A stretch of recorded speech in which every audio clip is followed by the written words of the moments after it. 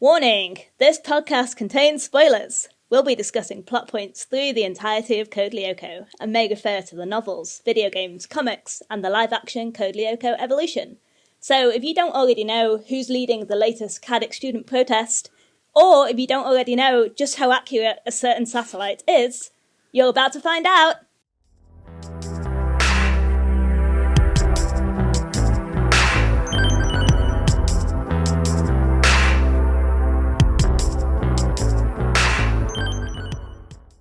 Here we are, going far to podcast all that we love.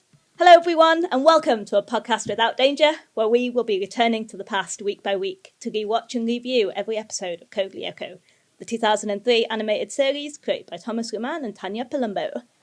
Let's get ready to virtualize as we go through the heartwarming moments, near-death experiences, and incredibly silly jokes from this weird and wonderful show. I'm souljelly, and stepping into the scanners with me this week, it's my wonderful co-host Dianna. And shout out to our good buddy Quitter, who remains behind in the real world this week. He's with us in spirit, and he's running the supercomputer. However, yes, he is indeed. And however, in an exciting development, we have our first ever guest star on the podcast. It is a huge, huge, huge honor to welcome our longtime friend Mary. Thank you for coming and lending your expertise to today's episode. Hello. Yes, my name is Mary. I am a PhD student in aerospace engineering. And I study a lot of things with satellite engineering. I've been a fan of this show since the second grade. I remember very distinctly there was a tree in my backyard that was the tower, and I was always Aelita with my friend who lived a few doors down. And, you know, it's just never left my mind since then. I have been in and out of fandom spaces with various names. I remember distinctly reading a lot of Souls fics back in, like, the 4th grade or something, and I was very excited to see the community just still existing and being able to participate with a cool podcast to go back through this wonderfully wacky and just like show that's just so full of heart in every aspect of it. Yeah. Oh, that is one of the cutest origin stories I love I've ever heard. That is so adorable. So you are lending your expertise because this episode, Season 1, Episode 9 of Code Lyoko is Satellite, written by Francois Charpiat and storyboarded by Paul Beneteau. So yeah, satellites are your thing, right?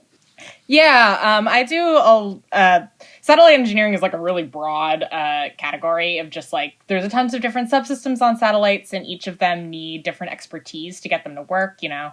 I generally do a lot of systems engineering, so I'm generally in charge of making sure that everyone is working together.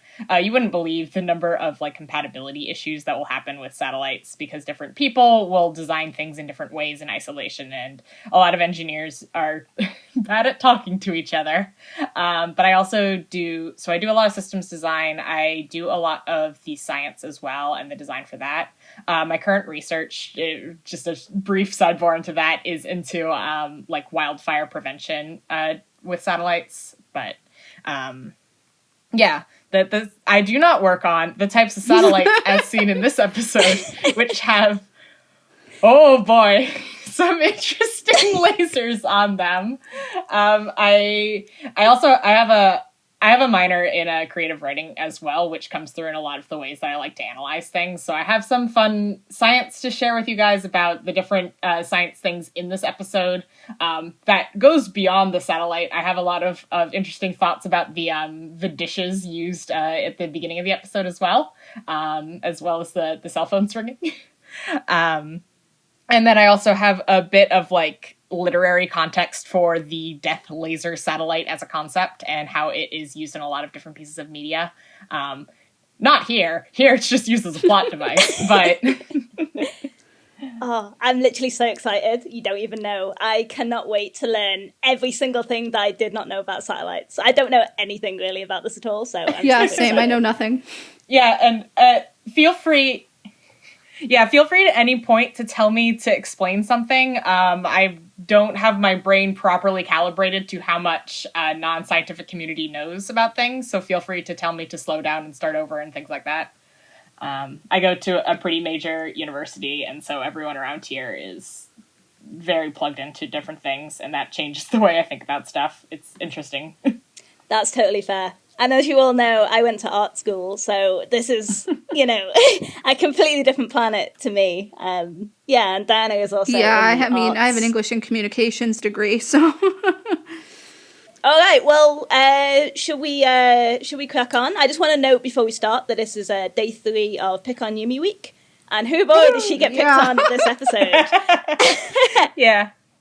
Oh, I guess I wanted to put one more disclaimer on stuff I'm going to talk about. Obviously, I'm not blaming the writers at all. There is absolutely no way that they would get all of the details on this sort of thing right. And I think generally the science in this episode is not distracting. It's distracting specifically because this is what I do for a living. But I think, and most of you watching it, nothing seemed egregiously wrong, right? Yeah. It's a science fiction show. It uses it as a narrative concept. I think it's fun to dig into the science, largely, but I think that it's not fair to, critique the writers for doing it wrong, because obviously they're not going to get it right.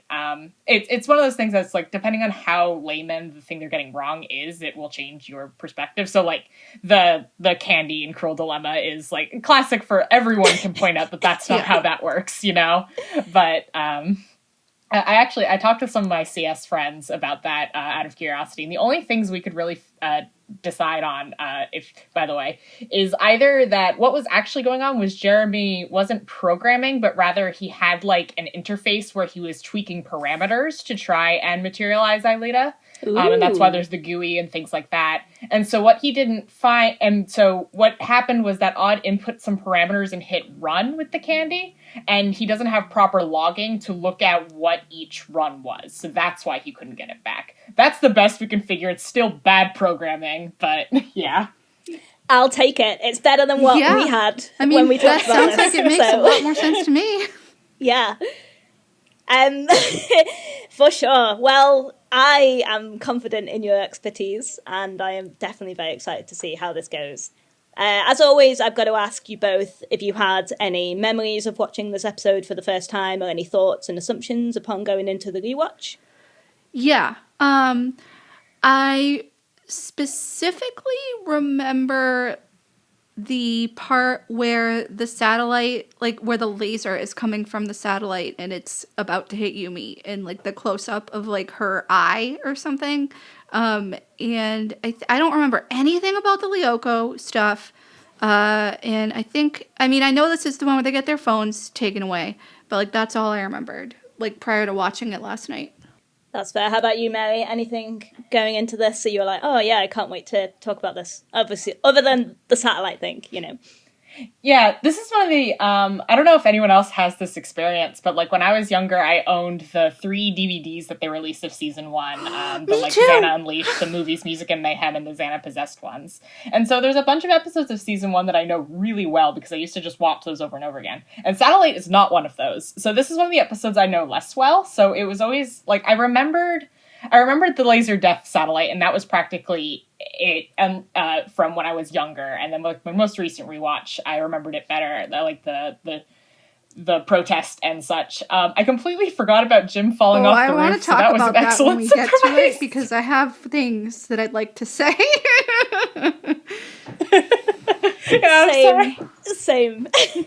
Yeah, I forgot we I have one question for you guys before we get started as well, and that's, what do you guys think was the most egregious science sort of thing that I will point out?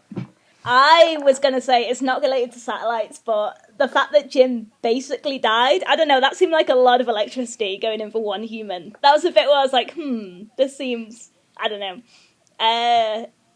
But I know that's probably not what you're going to pick up on. Dianna, I'm going to let you take a guess on what you think is the I don't know. I was going to say something about the antenna. They were talking about turning off the school's antenna, which I guess is kind of related to the satellite. And I still have a lot that I would like to say about that when we get to it.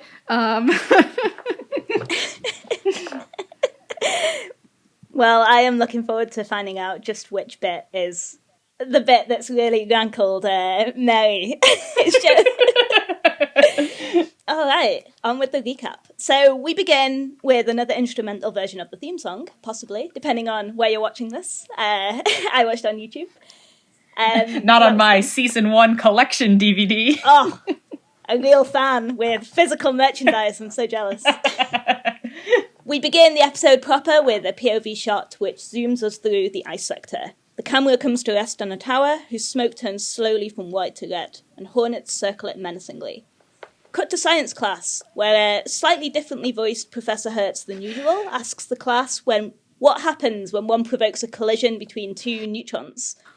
Which, I'm not sure what that actually has to do with the y equals ax plus b equation on the board, but I'm not a scientist. I noticed that she sounds different because I heard that too. I mean, it was very different, like glaringly different. It's completely different. It's so weird. Because you don't see her first, you just hear her voice, and I was like, oh, do they have a different teacher this episode? And then it cut to Hertz, and I was like, oh, that's weird. I was really excited when I heard them talking about atoms, because I thought they were maybe foreshadowing how lasers work. Why would they do that? Alas. Gee. Too easy. So, yeah, what happens when one provokes a collision between two neutrons? Herv Pichon knows the answer, but he's interrupted as the entire class's phones begin to ring at once.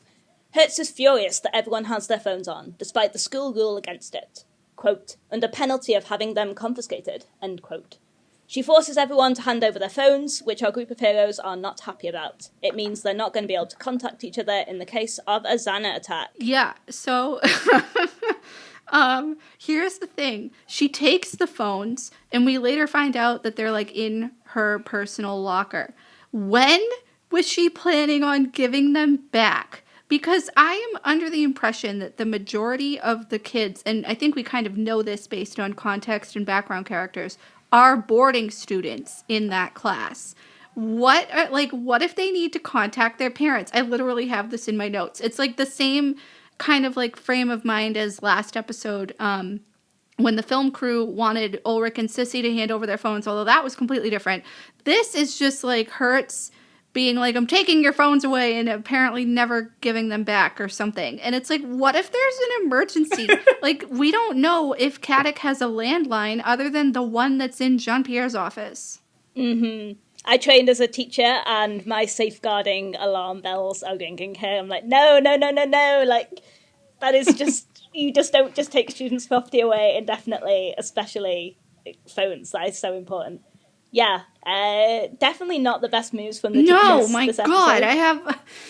My only thought would be like, it was until the end of the day, but then when all the teachers found out this happened across the school, Jean-Pierre made the like worst decision ever to like make it indefinite. I don't know. It's, questionable decisions for sure. So yeah, everyone's phones are confiscated indefinitely as it pans out. Yumi runs over to tell the others about this weird thing that just happened in her classroom, with everyone's phones ringing, etc., etc. It's the same story across the entire school. All those phones ringing and nobody on the other end. Jeremy heads off to talk to Aelita, and the others reiterate that without a means of contacting each other, they're in trouble if Xana attacks. Meanwhile, in a rare moment of solidarity, Sissy's organising a meeting to try and get everyone's phones back. She asks if the gang's in. You bet we are, Yumi enthusiastically replies. Sissy doesn't quite believe it. If you really mean it, we'll see you in the auditorium right after lunch, she tells them. You were right, says Ulrich. We've got to see what's up.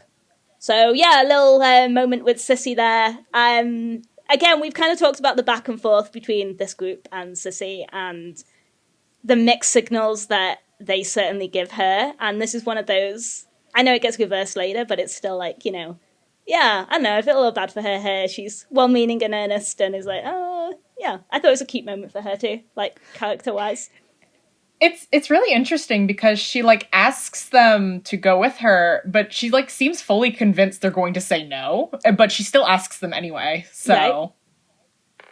Yeah, I kind of says a lot about her character, and we've done a lot of analysis on it, and I think it's pretty in line with kind of the conclusions we've drawn already so far on the podcast. So yeah, and I actually like the interactions between her and Yumi this episode, because we don't see a whole lot of that that's like not completely antagonistic. Mm-hmm. And not centered around Ulrich. Yeah, I had that in my notes too. Scene change. Jeremy connects to Aelita, who's in a tower on the forest sector reading some data screens. She hasn't sensed anything weird, but goes to check it out while Jeremy runs a scan. In the cafeteria, the gang are in conversation. I like this shot with the teachers sitting together here. Yeah. It's fun. And also Jeremy's on his own, which is weird. I don't understand. It's just, my favorite thing is, it's not that they forgot to put Jeremy at the table with them. Jeremy is very clearly at the next table, just hunched over, alone. Right? It's like if they'd drawn a laptop there, it would have made sense. So, he's working on something. He doesn't want to be interrupted, but he's just sat there. Maybe it was an animation error. But the thing is like, this seems to weirdly carry on to later, because, like, I don't want to jump too far ahead in the episode, but when they get the phones back, they only get 3. Oh, yeah. Didn't even notice weird, right? that. I hadn't even noticed that.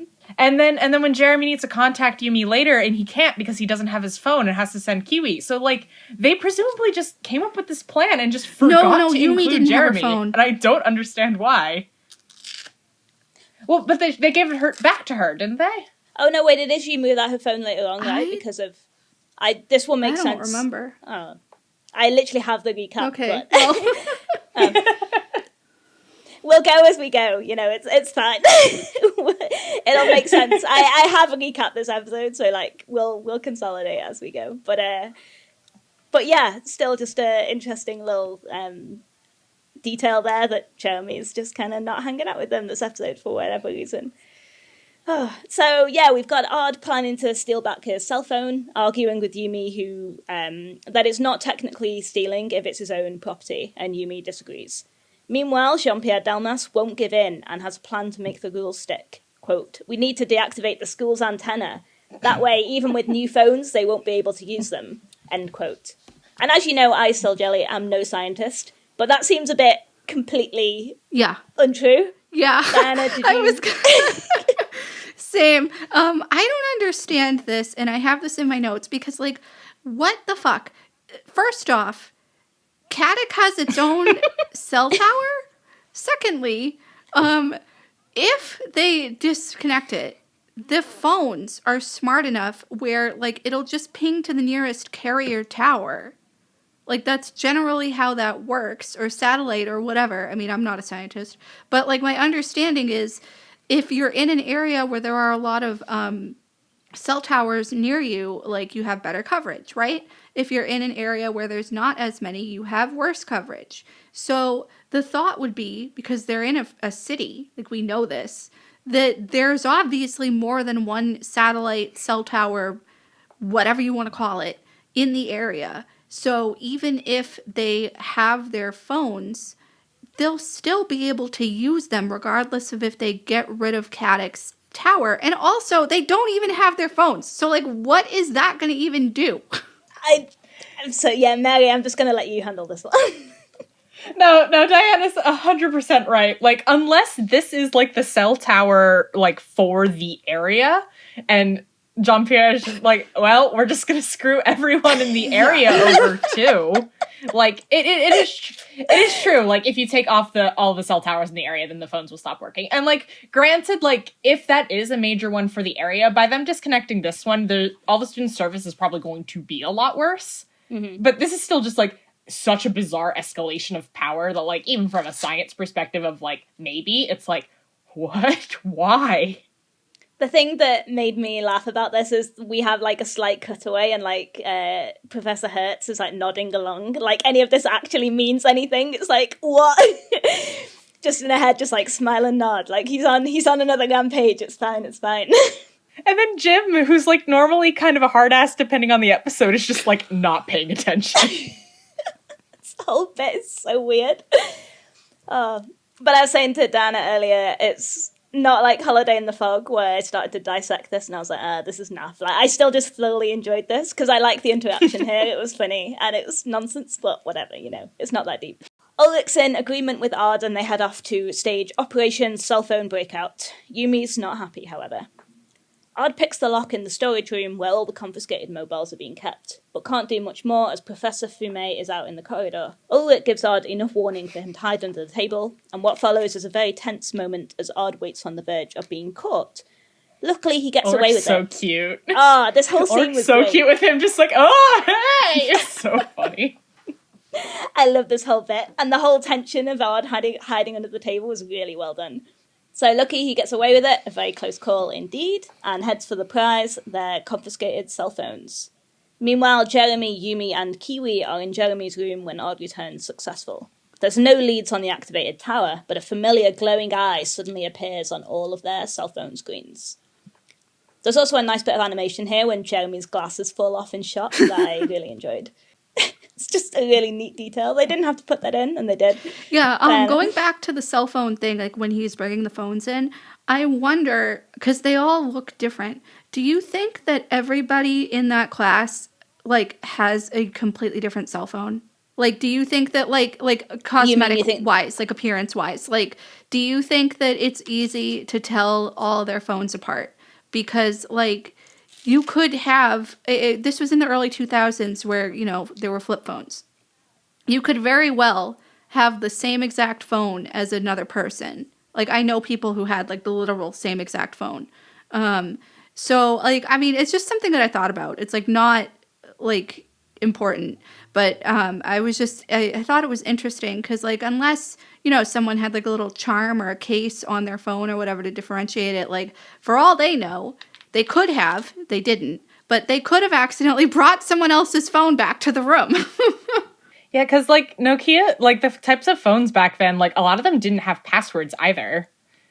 So, I guess maybe Odd just had to, like, go through and check the contacts of each one for them to be correct, or, like, I know I had, like, a custom, like, wallpaper on mine, so that might be, but their phones don't seem to have that. Yeah. Well, I guess I think that in the case of the Lyoko kids, like, they all know what each other's phone looks like, so it probably wouldn't be that difficult for Odd to get what he needed, like, even having to sift through, like, all of the phones from their science class. But, like, I don't know. There's something to think about. Yeah, I like that. I think if it had been a longer episode, you know, if these episodes were like 45, 50 minutes, that could have been a fun little, you know, expansion of the plot that they had a bit of a mix-up and kind of had to go back or something. That could have been cool. I just double-checked the episode, by the way, and this was what I meant earlier. I think I didn't say it very well. Odd drops 3 phones on the bed, and then Yumi, Odd, and Ulrich pick them up. So they just didn't get Jeremy's phone back. Yeah, I didn't realize that. But Jeremy can call anybody from the supercomputer.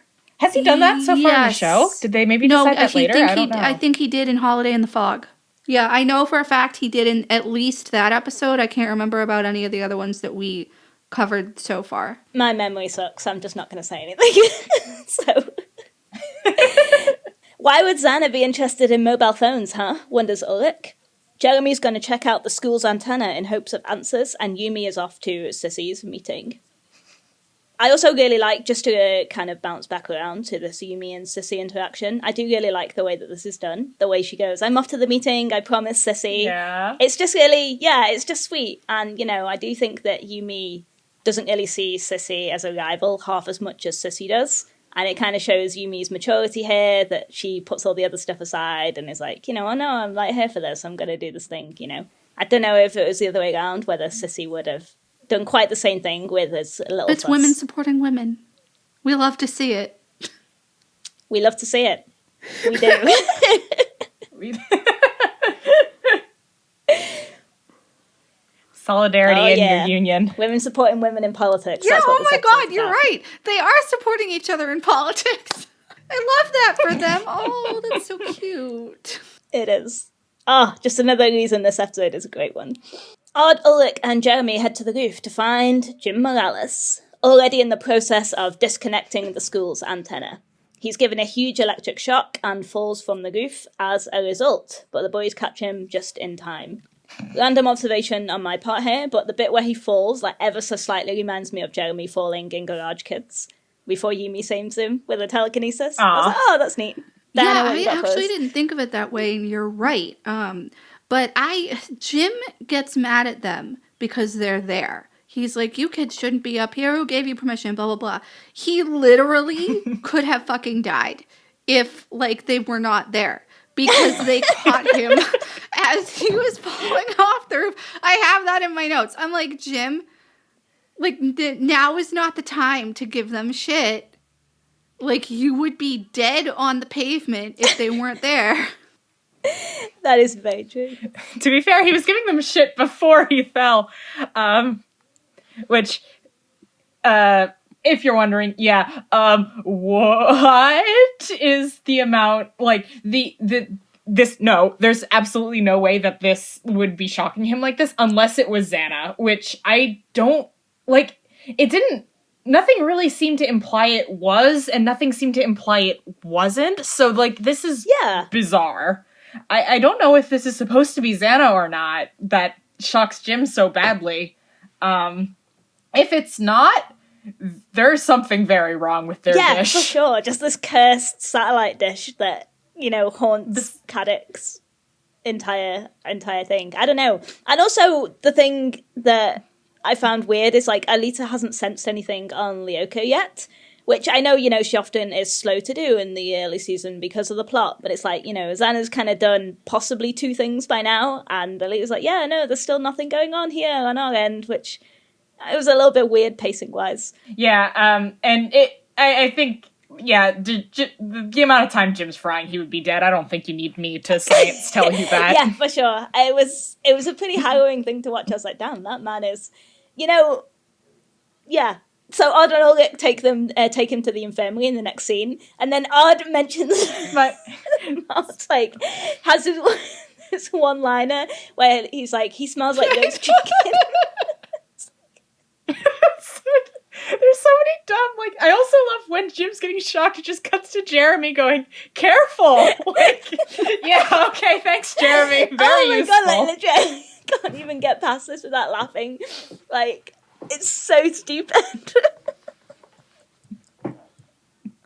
Odd, a man who's been electrocuted. Jeremy, like, boys, have some decency. Like, oh my gosh. Like, it's hard to think, like, oh no, Jim almost just died, when they're all just like, classic Jim fell off the roof. Our goofy teacher up to his shenanigans again, like. Oh. And then in the infirmary, they're just, like, standing there, just like, Jim. And Jim's got this look on his face. It's like, and I'm going to drop the screenshot in the chat. It's like he literally looks half dead.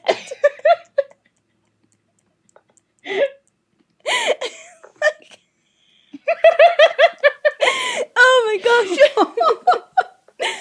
Truly just, like, completely out of it, and they're just like, yeah, and then and, like, they haven't even told Yolande or Dorothy, whoever she is at this point in the series, because, like, she comes in, she's like, oh, what happened? So they've come in to the infirmary, put him on the bed, and it's like, hey, Jim, hey, wake Jim, up. Wake up. Rise and shine. And then Odd just...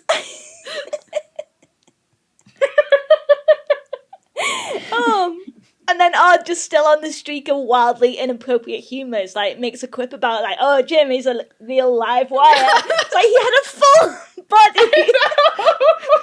Oh, he had a full body electric shock. This man is basically dead. Why are they talking about death in this episode? Jim. Just tonally, the writing goes all over the place. But, I had a lot of fun watching this one back. Like, genuinely full-on laughed quite often. Meanwhile, Jeremy on the roof examines some data and notes something off about the television antenna. Meanwhile, Yumi arrives late to Sissy's meeting, where she's putting a petition together. Before Yumi can sign... go on, go for it. Sorry, yeah. So, okay, so, like, we've already established that the impedance of this thing is absolutely absurd. And then the idea that Jeremy can just plug his little oscilloscope in there and it's, like, totally fine. The just dissonance between those two shots is so wild. Just, like, this wire was so strong that it knocked Jim off the roof, and yet Jeremy's able to plug his little guy in there. Very weird. Secondary, the science here is starting to break down. So, like, so basically the way radio communications and things like that work are there's a lot of different radio bands that, like, the radio bands are sorted by frequency, and, like, frequency is how fast things are moving. So if you've got multiple things on the same band, then they'll be transmitting at the same time. And that's where you'll get things like jammed signals. And when stories talk about how someone's able to like hack into a signal, that's sort of what they mean, is that they figure out the correct frequency to tune into, like how a radio tunes into frequencies. So the issue here is that we're talking about like 3 different frequencies going on. We've got the frequency for the cell phones, and we've got the frequency for the TV disc, and later we'll have the satellite. But these 2 are like completely different. So the implication, I think what they're going for is that there's the dish that's controlling the cell phone network, and that there's the dish for the TV. And so Xana's moving from one to the other. But that doesn't make any sense with how, like, this, like, you would have to be changing the frequency that these are transmitting by, but that doesn't make sense for, like, why Xana has to do that in the first place. So, if Xana needed the TV antenna because it has a better signal to noise ratio to contact the satellite, I don't understand why he has to go through the one for the phone. Like, it's an order of magnitude difference, the frequency between your phone and like the TV. So it's like there's the phone's all ringing is like a neat like plot device, but like within the context of the Xana attack, not nonsense. Like it doesn't make any sense at all. Okay. Yeah, I kind of glossed over the TV thing because I don't know, I just didn't know how to parse it. I was like, yeah, the pseudoscience, like, tension, I guess. So thank you for adding in the additional explanation there, because that completely Yeah, lost I me feel on like the I'm recap, learning a lot, honestly. because generally I'm just like, oh yeah, sure, makes sense, kind of, whatever. Like, in terms of the episode, like, taking it at face value until, you know, it's actually explained, and I'm like, wow, they really fucked up. I can chat a little bit more about this when we get to Jeremy explaining what Xana's For plan sure. is. I would definitely. I want to hear more. So let's get there when we get there very shortly. In the meantime, we've got Yumi, who arrives late to Sissy's meeting, where she's putting a petition together. Before Yumi can sign, Jean-Pierre and Professor Hertz arrive, and neither of them are happy. Jean-Pierre confronts his daughter on this whole bout of shenanigans. And Sissy doesn't quite understand democracy, but she's got the spirit. we all signed a petition, which means you have to give us back our cell phones. Yeah, Sissy, that's not quite. Sis, I love her little stuttering where she goes from yes, sir, like she's trying so hard and she's got the spirit, but oh honey, like I have worked with admin before, and even if it's your dad, petitions don't mean anything. Right? It's it's so well-meaning and earnest, and I think this is Sissy's character in a nutshell. Like some of the best parts of her, like she just gets an idea and like she's like woefully misinformed and just kind of goes for it anyway, and it's so funny and so charming. It's one of my favorite things about her, honestly. Yeah, she really tried. I would also love to just see more scenes if we had like an expanded, rebooted Code Lyoko of Jean-Pierre and Sissy being like an antagonistic father and daughter and also principal student. Like just awkward family dinners where, you know, it's like, you're in detention tomorrow, don't forget, you're fine, God.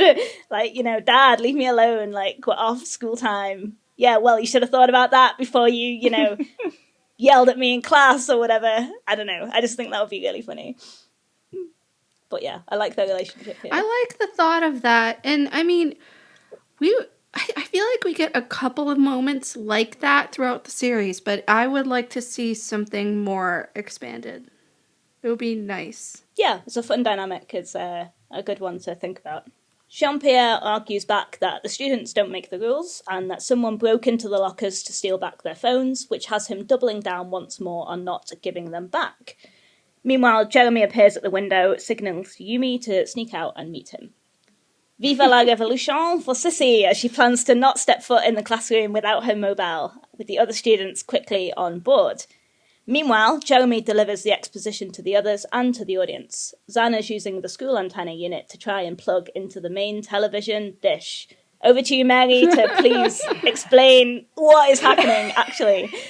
So, as far as I can figure, right, is Xana's got one of 2 plans here. Either Xana is trying to go from dish to get up to the satellite for some reason, And like the first dish just like didn't have the correct capabilities of being able to like tune into it, which it should, but whatever. And so needs the other dish, which is bigger and thus should be more powerful, have a stronger signal to noise ratio, be able to get things more easily. There is a second explanation, which would be that like Xana's trying to put the satellites into phase, so you can like kind of, a very like layman description is just sort of like use them together to get an even more powerful signal to reach the satellite. The main just sort of like, there's so much of this that I don't really understand narratively why this is the case. Like, I think they just wanted to give a limit to how fast Xana could get things done. And what's interesting is that sort of like, it's implying here that Xana is limited to around the school still, which is not necessarily as much of a thing in later seasons. Especially like, in fact, this satellite, it does actually show up in another episode in season 4, Hot Shower, with the the meteor. That like, it's just like a footnote that Xana took control of the satellite to hit the meteor. Doesn't have to go through the same like hoopla to do that. So it's an interesting like look into how Xana gets stronger over the series, because like the obvious question is like, why didn't Xana just break into the like military wherever they have the actual dish that they use to command this satellite to do this? Like, why did he have to go through these attempts here at the school? Yeah, that's interesting. And as we've seen, I guess, chronology versus production order versus airing order aside, we've already seen that Xana, as you say, is not limited to the school. We've seen, you know, the trains out in the countryside and the nuclear plant and so on and so forth. So, yeah, one of those weird writing things, right, where they had to build tension and kind of make it a bit of a bubble somehow, somewhere. But, I feel like if he were just breaking into a military site and taking control of that dish, that like we wouldn't, I don't, because this directly affects like the Lyoko kids, like directly impacts them. Oh no, their phones are getting taken away, like, and then, you know, later with the satellite attacking Yumi. So I mean, I feel like if he had just broken into the site and taken over that satellite instead, that like we wouldn't have seen the direct impact of like the warriors until, you know, the end part of it, I guess. I don't know. I mean, you're right though. Like, it does really point out the fact that he's still kind of limited to the area surrounding the school, which he probably is. And also, like, we're in season 1 still. It's very episodic. There's no, like, the only main, like, overarching plot is materialize Aelita, which, like, that's not a thing in this episode. So I don't know, but like, I never thought of it that way either. Like, oh, why didn't he just, you know, take over something else and go about it that way instead of jumping through 50 hoops in order to get to his end goal? So that's a really good point that you brought up, especially with the background that you have. Yeah, there's actually 2 other interesting like sort of things here. So like, the question of just sort of like how much information is Xana trying to upload to the satellite, I think, is the main one, where it's just sort of like, if Xana just needs to override and send certain commands to make things happen, has to overcome some like military encryption that's directly to try and prevent this kind of thing from happening and such, I could see there being more need for stuff. There's the interesting question of, is Xana trying to upload itself to the satellite? Which there's no way the satellite would be powerful enough to host an AI as complicated as Xana. But, you know, Xana's also just kind of magic fog sometimes. So that's another potential explanation. Sort of thing that's of note here is just sort of the timeline of the orbits. And so this is where you get into what like initially bothered me the first time, that ended up recontextualizing in a few ways. So satellite orbits, there's a bunch. So satellites, the whole reason we want to use them is because we can put them in orbit. So with like no power needed to continue to move them around, because gravity will do that for you. You just put a satellite into different orbits. And there's a lot of different orbits that are used for different things. For instance, if you put a satellite far enough out that it is matching the rotation of the Earth, the satellite will be in what's called a geosynchronous orbit, and so it will always be over the same point of the Earth. You do that for things like satellite TV because you want your broadcast to always be happening in the same place. That's not the kind of orbit this is going to have. And so the satellite will be in different places over the Earth at different points. Generally, any espionage sort of satellite, because Jeremy does establish that this is a spy satellite, quote, during peace times, which is a funny line. But those are usually in sun-synchronous orbit. So sun-synchronous orbit means that your orbit is aligned with the sun, and it's not quite perfect because there's a lot of different perturbation effects and such that I could go on for hours trying to explain orbital dynamics because they're very cool and very complicated. But basically, your goal is to be over the same point on the Earth at the same time of day, quote unquote. Because, you know, you can only see things when there's light if you're doing an espionage thing and you want to take pictures. So you set up your orbit so that the same place will be lit at the same time each day when you're going around. So that's probably the orbit that's here. So, like, I just looked up some French, like, cell satellites, and yes, they're all in sunsync. And I tossed it over Caddick on this program called STK, which is Systems Toolkit. It's like a general orbit manipulation sort of software. And I wanted to see what the periods sort of were over Caddick when you have access. I don't even know what the best way to, like, transmit this information. I can show you two if you just want to see it. And I can, like, film my screen and, like, send it to the Discord later is probably the best way of showing it. But basically, I will just share with you right now real quick if you want to look while I'm talking.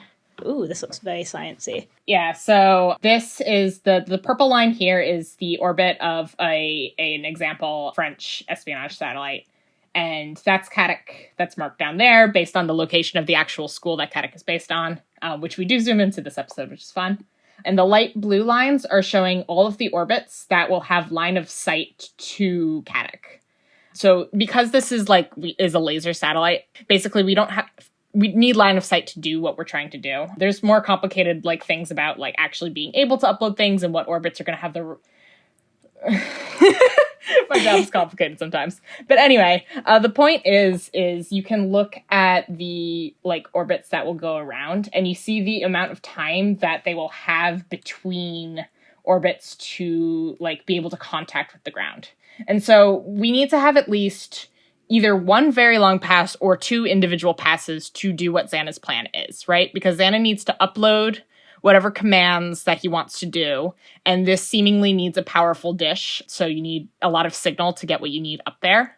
And then Xana needs to and then the satellite actually needs to do the firing. And so within the episode, it seems like Xana is like later actively like aiming and such.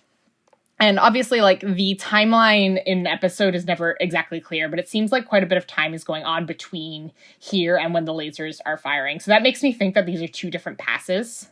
The one where Xana's uploading now and the one later. If you look on the bottom here, I have calculated the like axis. So that's when it is. And so basically one like overpass where you'd be able to do something here is about like 5 minutes-ish. And then it will be back like an hour-ish later. So that just sort of like gives like the necessary timeline for what's going on here. Assuming that, you know, that's actually what's happening. It could be that everything that happens here is within a single pass that happens later. Like this one is sort of the optimal longest one. So this would be like when things are going. And the actual times that are input here are not correct for the time of day and the light. I had to do this pretty quickly because it deleted That's it. okay. When I had to restart my So computer good. So good. You're good. But yeah, the point I'm trying to make here is like, there are like feasible ways that this actually orbit-wise does kind of make sense, but it does put the episode on a timeline that like isn't really given within the episode. And it depends a lot on what they're trying to imply Xana is trying to do and what is necessary to be done for this. Huh. Okay. That is, damn, like I kind of like that they accidentally almost made sense. They were close, you know? Almost. I'm trying to give them more credit than they probably deserve, because the way they talk later in the episode is just sort of like, oh no, Xana's now taking control of the satellite, which means everything does have to happen within one pass, which is not a lot of time, and even looking at real time in the episode, it doesn't really work. But yeah, that's sort of, if you ignore that line and you're saying that Xana has to upload like whatever like hacking software that he's using to like get in past the things and such, you could say it's happening during this first pass, and then the actual laser fun times happening later is going during this pass later. Right, okay. And so, did you remind me again what the time would be between those two passes? This one ends at 1:56, and this one starts at 3:23. So... Oh, okay, so like... Yeah, so a good chunk of time in between an hour and a half-ish. I guess that... yeah, I guess that kind of, sort of... no, never mind, I don't know. Yeah, I feel like that's... like Mary said, kind of too little time for like what's happening to be happening. Yeah. Yeah. So if you're assuming it'll take Xana like one pass to upload whatever he's doing, and then that takes however much time to take over the satellite. It could be the pass after that, which the next one from that, with how I've set time as 0 on here, starts at 5:00. So that would be, it took Xana from 2:00 to 5:00 to take over the satellite. So maybe that makes more sense, but with the passage of light in the day and time and such, it seems like it's more compressed than that. But yeah, at least to sort of summarize what I'm saying here, my headcanon, quote unquote, with the science and such is what's happening is Xana's taking control of these dishes to send up some piece of hacking software onto the satellite itself to override the security protocols and anti-hacking things. And it takes a certain amount of time for Xana to actually do that. And so that happens to line up with the next pass for the lasers to be firing. Okay. Yeah. Yep. I will accept your head. Same. I'll be fair to your authority. Like that's as good an explanation as we're gonna get, I think. The simulation is really cool. I'm super excited for listeners to watch this simulation. We will upload it so that you can watch along as you're listening. This is very, very simple. Don't give me too much credit. But yeah, I will. Oh, it's so good. My mind's easily blown by by science, so you know. But yeah, no, that's awesome. Yeah, I basically look how odd and Ulrich looked in the scene where Jeremy is explaining this part of Xana's plot. Ulrich's like, like finger on chin, like really thoughtful, and Odd's like got this blank stare of like, nobody better ask me a question about this because nothing is in my brain right now. But yeah, good to know the real life science behind something like this. So to refer back to the show, unless you had any final thoughts on that part of things, Mary. Sweet.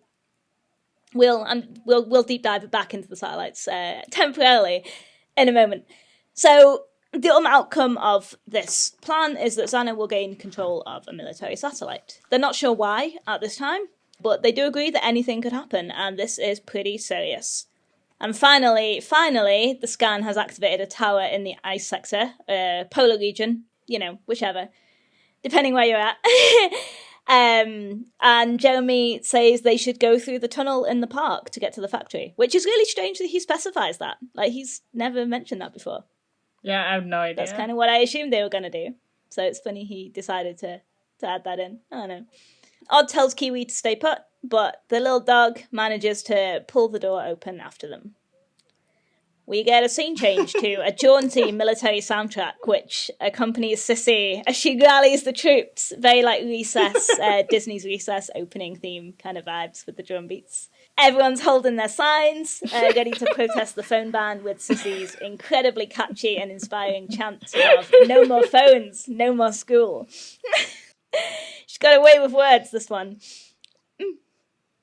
Yumi stays on Earth to protect the school and joins in Sissy's protest with enthusiasm. Sissy still can't quite wrap her head around this, but she doesn't have time to speculate. It's time to march. That's such a cute little scene between these two. I really like it. Odd, Jeremy, Ulrich, and Kiwi head to the factory, and we have a sewer montage. I also really like this cross-section of them, the elevator here. It's really cool. What you got for us, Diana? Yeah, I like that a lot too, because we don't really see that often. I think we maybe see it once or twice in like the whole series. And it helps with like wayfinding, like throughout, the three main portions of the factory, well, the three rooms, I guess, in the factory that we see them in the most often. But I just wanted to point out that Kiwi is so cute in this episode. Yeah. He just wants to be with them. Like, he breaks out of Jeremy's room or wherever the hell they were, and then he like goes with them to the factory, and then Jeremy ties the note to him for Yumi or whatever, and it's just like he's like, yeah, I'm here, I'm hanging out, I'm a happy dog, and it made my heart happy. I love And Lyoko Warrior too, guys. I love so much also the scene when they're all like swinging down that the animators clearly are like, oh, Kiwi can't do that, and they just show Kiwi running away and then running in on the bottom. Yes. He found a way down somehow. The dog. Yeah, I'd completely forgotten, Saturday, watching this, that Kiwi had kind of a whole part in the plot of this episode, so it was fun to see this again with fresh eyes. It's really sweet. He's a good boy. He is. I also like that he was hanging out in Jeremy's room when like Odd wasn't there earlier in the episode. Yes! I love that detail too. I really like the idea that it's like, Jeremy, like, Kiwi should hang out with you. He spends so much time alone. Kiwi's so lonely, Jeremy, please. And Jeremy, like, pretending to be like, ugh, fine, I guess. Alita's in the ice sector, and Ulrich and Odd go to meet her by way of a virtualization montage. Good news, Xana's still not in control of the TV dish, which means no access to satellite yet. Jeremy tries to work out which satellite it might be going for. In the meantime, the protest is in full swing at Caddick, with the students sitting outside the building and chanting, Yumi included. Cut back to Jeremy, who casually hacks into a top-secret military database, no big, and finds satellite U-466, which is armed with a highly destructive laser beam. I love that little, like, yes, and the way he, like, wiggles his feet when he gets in. Oh, God. All right. Oh, gosh. Is it time to talk about space lasers, or should I save that for when the lasers are actually firing? I'm down to hear about some space lasers now. All right. Yeah, so, first answer, space lasers don't exist. This is some... Wow! Well, at least... What a thought! My dreams, why don't you? Military-grade weapons of mass destruction space lasers don't exist. Let me asterisk on that. So space lasers have been a concept forever, This is something that's seen a lot in media. The most famous, example of space lasers being, seriously discussed as a thing that would be used was during the Reagan administration in the U.S. during the Cold War. The Strategic Defense Initiative, which was nicknamed the Star Wars Initiative, in the media, was this really, it's an interesting time period to look at because, Reagan was, hyping up this really necessary and important way to defend us against nuclear things. But in reality, it was never even close to actually working. The space lasers are a really tricky and difficult thing to get working. Lasers are complicated. And for a number of reasons that I'll get into in a minute. There's actually really interesting, this is a slight sidebar, but it's really interesting to look at this time period and seeing the response of the public, because a lot of people in the US actually did think that we had these capabilities because they were so scared during the Cold War that they had, heard this speech and just rationalized in their heads, we must have this technology because we need to be safe. So that's a really interesting look into how public thinks about things. But basically the issue with having, and so lasers are used, Laser is an acronym. It stands for Light Amplification by Stimulated Emission of Radiation. Basically, there's very good YouTube videos that explain this in detail. But basically what's going on is lasers are different than normal light in 3 different ways. One is that they have a really narrow line width. So they have sort of a mono wavelength, which basically means they're only one color. So like the reason that light bulbs and flashlights and things like that are white is because you have a large spectrum of colors that are being emitted. And so that all adds together to give you white. While lasers and also LEDs are both only a single like wavelength. So the difference between a laser and an LED, which is a light emitting diode, is that lasers are coherent. So basically what that means is light waves, all of the light waves that are coming off are all in phase with each other and they're going in the same direction. And then lasers also have high power, so they can deliver high power directly to one spot. So those are the three like things that lasers are good for. And so when lasers were first invented, they said it was like a solution in need of a problem.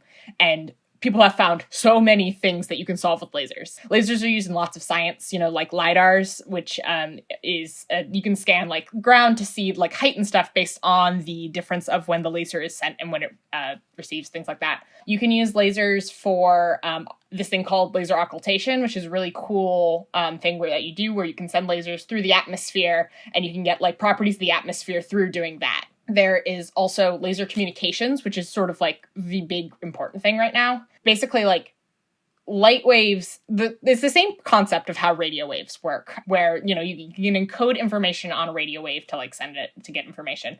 And a light wave is the same thing. So with a laser, you can do, with the directiveness, you can send information across things. There's two big issues into using this. One is aiming. Because lasers are very narrow and concentrated, you need to aim perfectly to get your information across. And that's really difficult. And the second issue is the atmosphere. And that's the reason why we don't have like laser satellites with weaponry that point down, is that the amount of power needed to have any sort of weaponized like effects from lasers is so much so that you're going to be heating the atmosphere up around the laser beam like a lot. And that's going to cause something called thermal blooming, which is going to like make your laser no longer like laser pointing really strong. So that's why, in short, we don't have laser weaponry. That makes sense. Yeah. Sorry, go on. I was just like, oh wow, that is really like peak cartoon science fiction. Like hearing the science about why it like doesn't work. It's like, oh yeah, I see like now why that is not a thing. Yeah, it really puts a lot of things into perspective. This is one of the things that's like, part of it is specifically space is the issue because you have to go through the atmosphere. There are, and this was one of my tabs that I lost. Yoshi, edit this out. No. Hold on, I need to find the tab. No worries. We had for the listeners at home, we had a little technical issue prior to recording, so Mary had to restart her computer and lost a couple of tabs that she was going to use. All of my tabs. For reference for this episode. Whatever. I say a few tabs. There was a lot more tabs than a few tabs. There it is, labs. No, that's not what I was looking for. Dang it. All right, forget it. So, like, the Navy does have, like, a laser weapon that they had semi-recently been able to show success at destroying missiles, but, like, this is on the ground. Like, the big issue is the atmosphere and going far enough from orbit to the ground while dealing with the atmosphere and dealing with aiming it and dealing with, like, there's so many reasons that have limited the use of this technology. But being able to use it for its initial, like, concept of shooting down other missiles and shooting down other satellites and things like that, that's much more in the realm of feasibility and likely will be invented at some point. Will you get death lasers on the level of the Death Star or Akira or things like that? No, not for a while, at the very least. There's a lot of scientific reasons that's limiting that. The laser in this episode, no. No. Does not work. It's for the best, really. Like, for so many we're gonna reasons. fall into lasers and like sky lasers and their use in media is really cool because just sort of like it's the perfect like symbol for the escalation of weaponry and violence. Just sort of like if you have the ability to just press a button and delete something, that's sort of like the perfect symbolic version of you have complete military supremacy. And there's so much great media out there that will use this as a thing of like, this should be the weapon that will end wars. And that's why we're fighting to make it happen. That's why we need this to work. And it never, ever does. But this is Code Lyoko, so we're just using it to try and kill some kids. As you do. I don't know why the French government has this and the kids don't seem to be worried about it either. So, Right? Like, yeah, no, can we talk about the implications of that? Like, Jeremy just goes through his life knowing that the French have a military space laser and just doesn't tell anybody or does not ever seem to be worried about it. He's That's probably like, well, we're fighting an evil artificial intelligence, one big thing at a time, and then just promptly forgets about it. That's fair. That's the sequel we need, where Jeremy goes back to this space laser and is like, actually, this was a problem. I hold my hands and admit that we need to do something about this. Hello, French military? I'd like to report a problem. I watched the bit of Hot Shower where it was talking about the satellite too, just to see if they gave us any more information in there.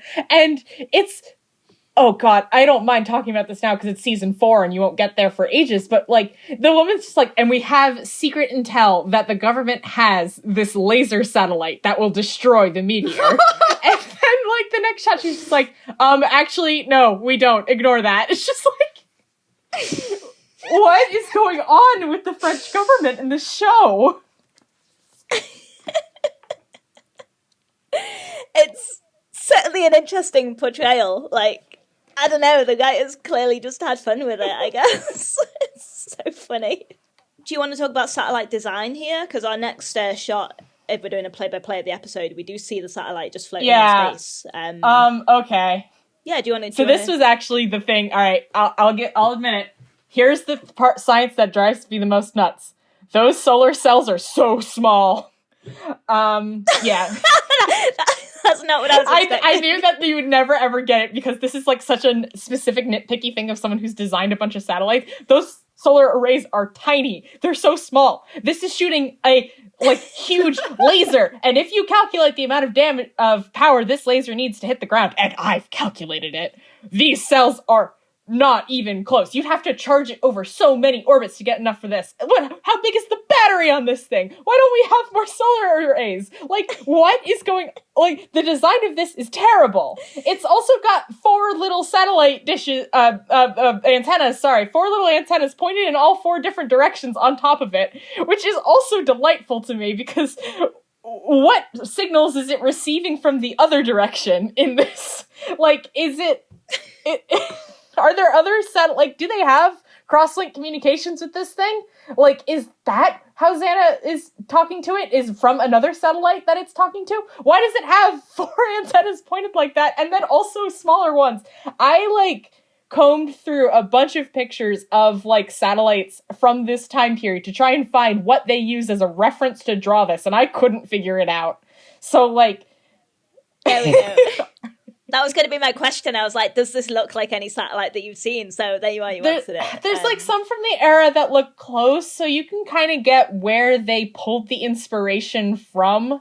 But I'm sorry, the tiny, dinky little solar arrays just are the funniest thing to me because absolutely not, this is not shooting any lasers, much less 3. The gimbal's pretty cool. I like the gimbal design. I like the little, wireframe gimbal on the military website we get. It's also a really cute little detail that they actually... I assume they just pulled off of some, satellite diagram. But you can actually see that they drew on the website, it has, the satellite, and it's got, lines, that they drew different orbital planes, and that it's in the correct, height. And it's wow. That's right. Oh, that's Everything else is wrong. Tiny, dinky little cells. Oh, they get an A for effort. Oh, God. Yeah. It's just these tiny little solar cells just get me so bad. Sorry. This is the dumbest thing for me to love that is wrong here. But, oh, golly. Well, I mean, we're glad that we have you here because we don't know anything. So. No, I am so thrilled to be able to look at this episode from the eyes of a satellite expert because that is just brilliant. Yeah, so hilarious that the animators clearly just made this up wholesale, except for one very specific detail that they got perfectly right. So good for them, I guess. So we see the satellite floating in space, then cut back to Ulrikard and Alita running through the ice sector. The factory is safe because Xana, of course, wouldn't fire on itself. Kadek and Yumi, on the other hand, Jeremy needs to warn her, but she doesn't have a phone. Fortunately, there is Kiwi. Little Yumi title card, and then cut to Sissy and JP, who are having a bit of a stare down as JP calls a halt to the protest. Kiwi arrives with a note for Yumi tucked in his collar, but Jean-Pierre grabs him and sends Yumi to his office. What even is going on? Like, honestly, so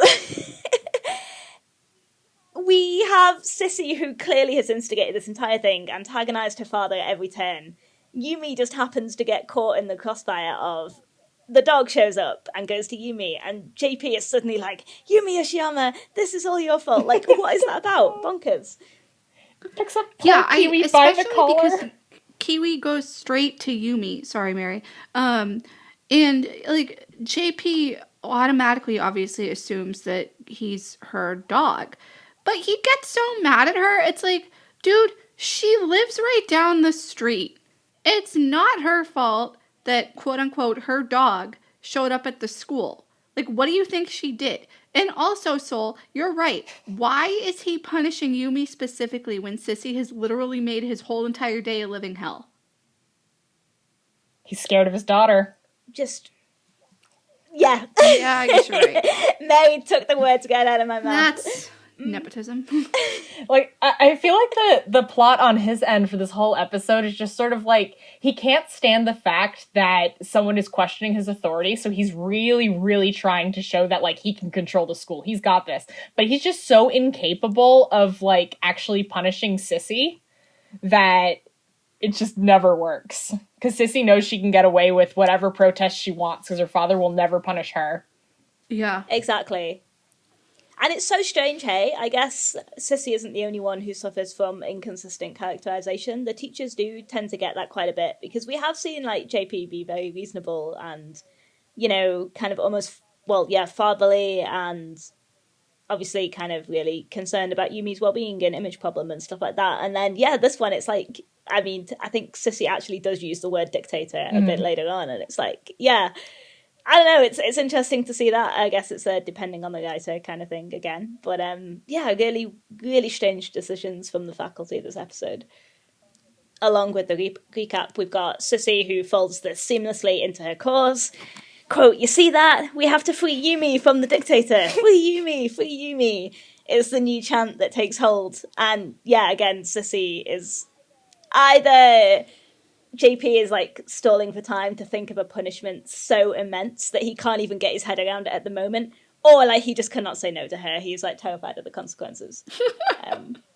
Anyway, back to Lyoko. Jeremy tells them the tower should be just over the bridge, but it's probably guarded by those wasps. God, it's so bad. Yeah. Replies, thanks, we've noticed. What? I can't get my head. That's such a mouthful. My God, is this the first time that they've ever said waspster? It's such a so hard bad. word to I've say. never heard them say that.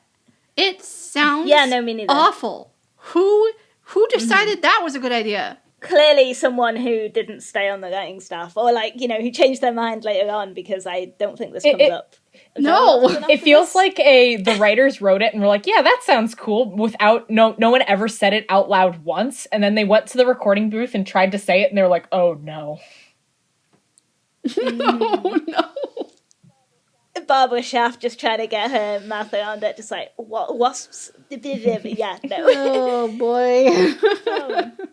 That said, I do find the season 1 exclusive vocabulary very charming in its own way, you know, like the polar region, the waspsters, the roachsters, etc. Yeah, and it's kind of a funny detail here that Jeremy forgot, obviously, like, in the universe, forgot the name of the monsters. And that Ulrich kind of did as well, I guess, if this isn't what they end up being. Yeah, I don't know. That's actually a cute headcanon that, like, in universe, like, I guess odd because they usually say odd makes all the nicknames, nickname them waspsters, and Jeremy could just never remember it, and he's like, you gotta change the name. I can't call them this. Yes. Headcanon 100% accepted. That is perfect. We get a lore drop from Jeremy here that the poison that the waspsters... I'm just going to call them hornets. The poison that the hornets are carrying will kill the gang's life points. The monsters are stalling for time, and Aelita has a near miss with the poison. Back in JP's office, Jean-Pierre has apparently decided his daughter is beyond redemption and Yumi might be more approachable. What's gotten into you, he asks. A strike? A dog? You're usually so sensible. Again, blows my mind that he just really decides to pick on Yumi here out of all the people available to have chastised. Especially coming right off of Image Problem when he was so nice to her when he, like, saw she was acting strangely. Exactly, right? The inconsistency. It's pretty jarring. Yeah, I guess it feels pretty different, at least from his perspective, because in the last one, she was just acting weird and refusing to speak to anyone. And, I mean, she did also attack a teacher, so, like, you know, whatever, sure. While her okay, maybe my point doesn't make sense, but, like, her attitude in this one... I thought the way you amended that was really funny. Well, she also did attack a teacher, so... Yeah, so, like, the crime in that episode was much worse, but, like, she was acting strangely about it, too, where she was refusing to speak. While in this one, she's pretty more, like, overtly, like, ignoring him and being against him. Like, she's just not listening. She's just, like, fiddling with Kiwi and then just runs out of the room. Like, I can see from his perspective that, like, she doesn't seem to want to engage with him at all. Which she doesn't, because everyone's going to die in a laser attack, but... It is what it is. Outside a POV episode from the teacher's perspective would be so interesting. So Yumi sneaks the note from Kiwi's collar and makes herself scarce with a warning to Jean-Pierre to evacuate the school. Jean-Pierre slumps tiredly in his chair as the door closes. I love that shot as well. Just says so much about the day that he's having. On Lyoko, someone's going to have to make a sacrifice to get past the monsters. Odd charges forward, firing arrows and taking hits. Aelita and Ulrich take their cue. Odd's down to 20 life points, but he's done what he set out to do. Unfortunately, so has Xana, who's now successfully taken over the satellite. Yumi and Kiwi sprint back to the protesters, where Yumi tells everyone to move the protest into town and get other schools on their side. An evacuation and a revolution, all in one go. JP blocks the gate and forbids anyone from leaving. Yeah? Like, what did the note say here is something that I was actually... I've never really, like, been confused by this before, but on a rewatch of being more careful of looking at it, I'm really confused on what the note said. Because, like, Yumi seems to be like, let's get into town, we'll be safe there. Because I guess their worry is Xana's firing on the school to try and, like, kill people. Because they seem surprised that the satellite's going specifically after Yumi later. But... why would town, like, she hasn't made any effort to, like, evacuate the whole school, just the little protest group. She hasn't, like, in town is not going to be safer. There's more people there. Like, unless she's planning on walking the long way to the factory here, I don't understand what Yumi's plan is. Yeah, that's a fair point. I guess, my thought was she was planning on a school-wide evacuation, but she came up against JP and, like, couldn't really do anything about getting everyone out until she'd kind of reasoned with him, right? So it was like, you know, use that as a framing device to get at least that first push of students out and then kind of talk him around. That was kind of my reasoning, but yeah, it doesn't massively hold up. And yeah, as to what the actual note said, hadn't given it much thought either. So the tower is nowhere to be seen, and Odd is devirtualized. Cue a chase scene with Aelita running Ulrich, blocking lasers with his sword, and use of the classic triplicate. Aelita heads off in search of the tower. Jeremy wonders just how accurate the satellite is, and realises the answer as his screen shows an outline of Yumi. Mary, I'm going to let you... The absolute... Okay, a complete sideboard. The funniest part of this was that I was, like, my roommates would, like, come in and out as I was watching this. And, like, my one roommate came in, whose name is also Jeremy, on the shot of it zoomed into Yumi. And he said, I cannot joke. He said, how accurate is this satellite, really? And I was just like... You heard it. There's no way he didn't hear it. But anyway. Oh my God.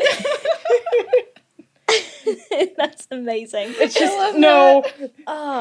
This thing zooming on Yumi's head, absolutely not. We don't have satellites that can do that now, much less in 2003. And, like, it's the way they have them drawn and outlined. I think they're trying to imply this is, like, infrared, like, aiming. And it's just like, what? No. Nothing, like, because nothing else it doesn't make any sense. It's just... The angle is really what gets me, honestly. Because even if they're saying that, like, this is, like, super advanced, like, secret technology the French government has, and they can zoom in this far, the fact that Angle is behind Yumi's head is really funny. Because that makes absolutely no sense. This would have to be on the wildest, like, orbit for this to happen. It's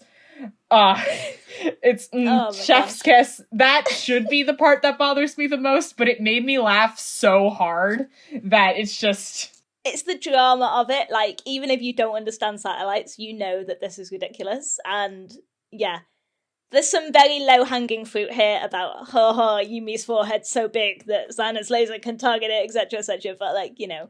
But I kind of wanted to take a minute from a character perspective. So, to everyone just sleeping on this absolute badass of a character, like, Yumi Ishiyama is so badass, so unutterably, unequivocally powerful, that Xana felt the need to commandeer an entire military satellite in order to destroy her. That is pretty sick, to be honest. I know! Like, pick on Yumi Week, more like cower in fear of Yumi Week. We stan a queen. Like, let's be real. That is, I don't know, that says more about Yumi than anything, or most other things in the show. There's only one way to get rid of Yumi. Laser satellite.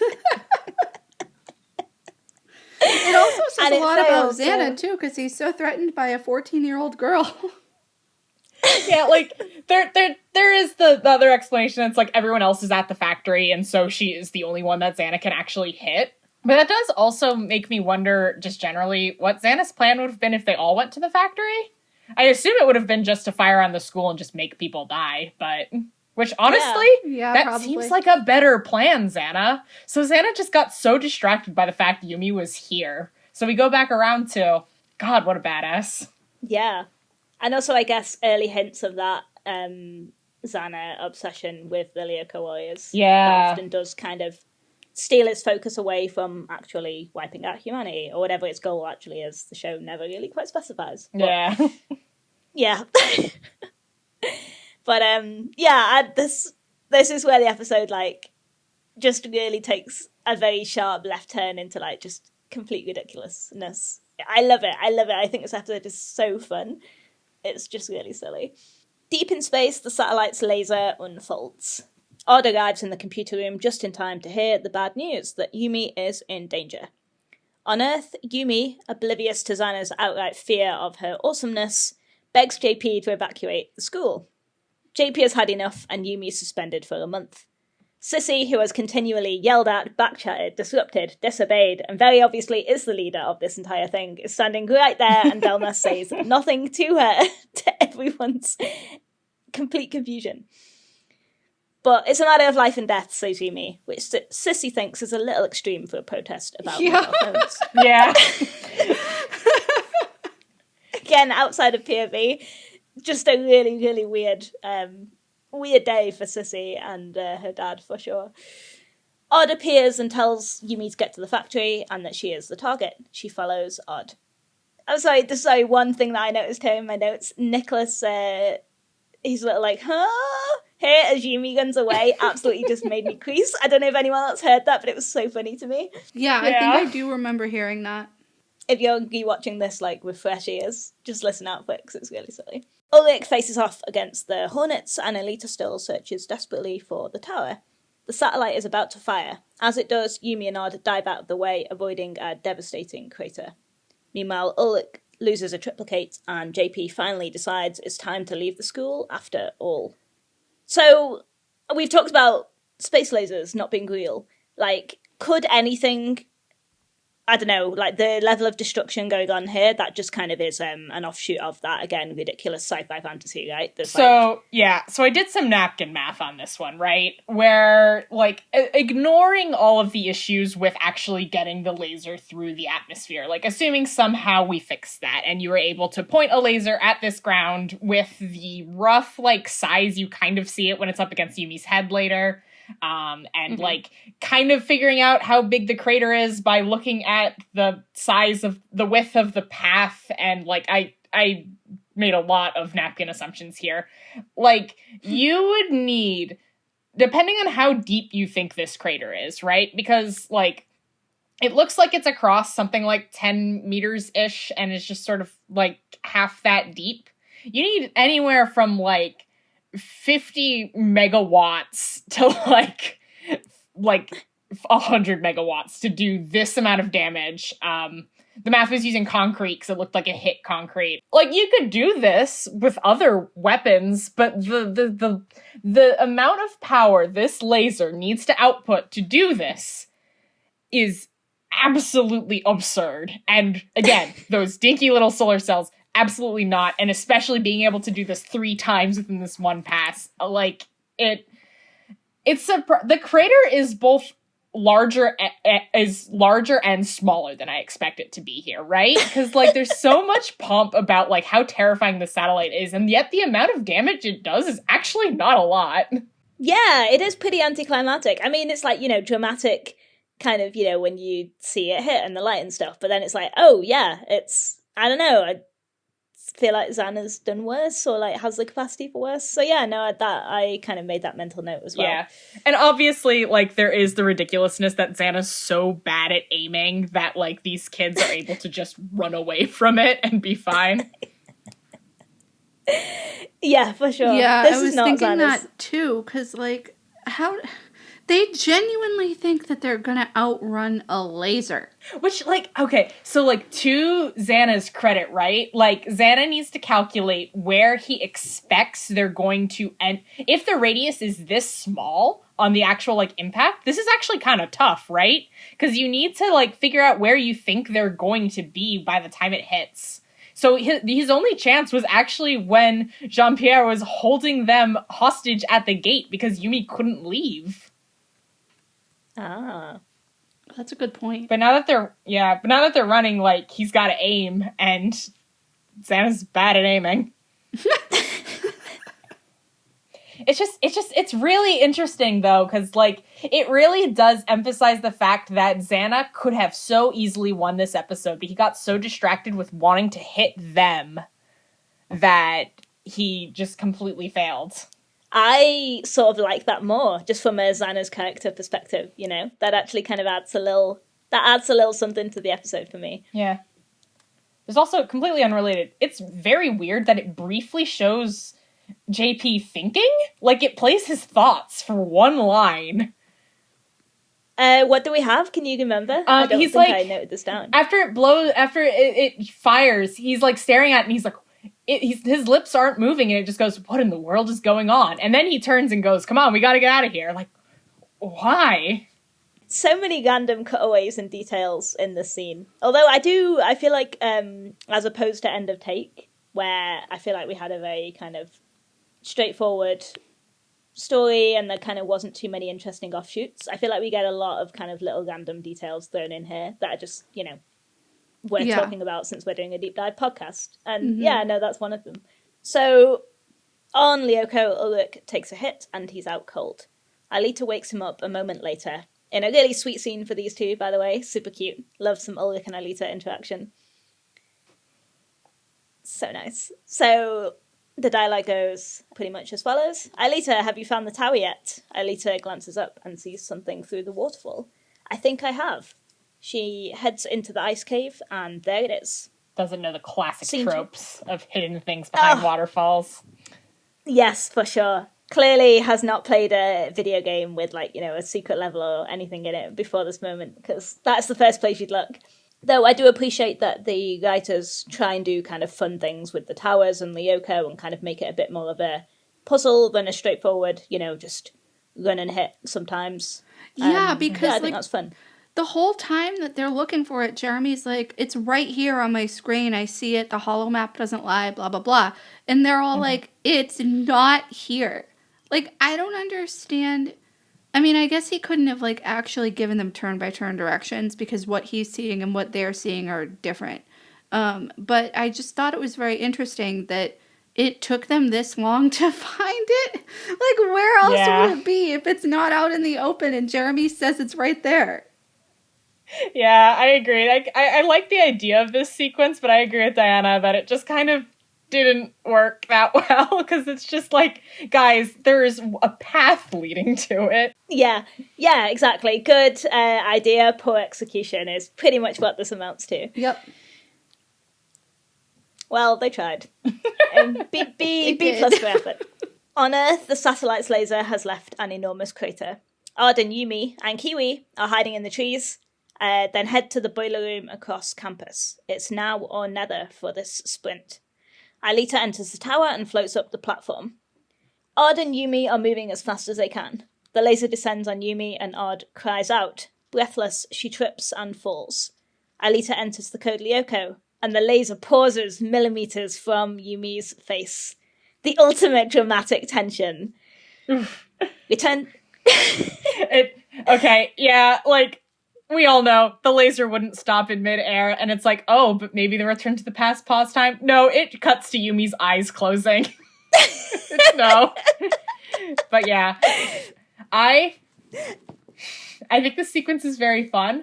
I'd like to offer an alternative if the episode was longer that I think could have also been cool, which is that Odd and Yumi do make it, like, to the boiler room and going through the sewers, and, like, I'm obviously, like, this is throwing the science off more, but wouldn't it, like, Xana can't find them and is now just shooting pot shots, like, through the sewers. And every now and then, like, an area of the sewer just, like, blows up. And so they have no idea how close they are to getting hit at any time. That would be so cool. That would actually be dope. I would really... Yeah, I'd be down for that. Yeah, I would love to see that. It would have added a lot of suspense, too. The science doesn't work as well for that, though, because, like, no, if but you check... Okay. If you check out specifically the orbit, right? Because, like, this is what I was, like, having a pain about before. And, like, I think I remember I said on the Discord at one point to, like, I was trying to explain what was bothering me about this to, like, Gill, I think. And I was wrong then, so I deeply apologize. Because I had assumed that this many lasers couldn't happen in one pass. And so I assumed that what it must have been was that this satellite was in low Earth orbit and so was coming back around for each shot. And that also didn't make any sense. I was incorrect that, like, at sun sync, this whole sequence, if you take it in real time, can fit through one pass. But it's kind of close, and we also don't know how much time is actually passing because there's clearly a bit of a gap between when, like, Odd and Yumi are getting ready to run. I'm not sure what they're waiting for, but yeah. So the timing does actually work with this, and it can't be that much longer, but a longer suspense scene would have been so cool. Yeah, for sure. I guess that leads into a question I was going to ask you, Mary, of was there a way to guide this episode with more scientific integrity, but also keep the general plot? I feel like I kind of had this down to ask you earlier on, and then I've just read it out loud and just kind of had an echo in my head of, like, no, wait, space lasers aren't real. Yeah, so a great... my favorite writing teacher I ever had, she focuses in science fiction, and she says that, like, the best way to write a science fiction story, like a simple one, is pick one thing that doesn't exist in the real world and just establish that as a fact, and keep everything else sort of consistent. So in this sort of story, the one thing they've chosen to make special is the space laser, because, like, obviously within the context of the entirety of Code Lyoko, the one thing they did is make a virtual world with a magical AI. But I'm saying specifically within, like, that as a baseline. With that as a baseline. Within this story, the one thing they've chosen is having this space laser that exists. And I think they do a fine job with that. Like, the science, like I said at the beginning, the science things that are wrong in this episode that bother me are only from a perspective of someone who works with satellites. I think within the story, they're very consistent with what it does and what it can do. I think that, like, honestly, I wish they drummed it up more. I wish the actual craters that it was making at the end were more exciting. I wish I felt like they were in more danger than they were, because Xana's able to miss by a lot, like 3 times. Frankly, I don't think there's many adjustments to the science that need to happen to this episode. I think it's fine. I think it operates fine as it is. Draw your solar panels bigger, though.